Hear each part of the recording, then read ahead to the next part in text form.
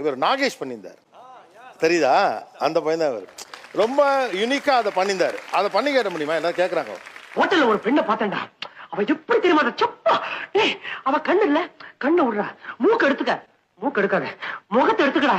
சுத்தி வளப்பான எந்த அழகான பெண்ணு அவ கிட்ட நிக்க முடியாதுடா. கிட்ட என்னடா, தூரவே நிக்க முடியாதுடா.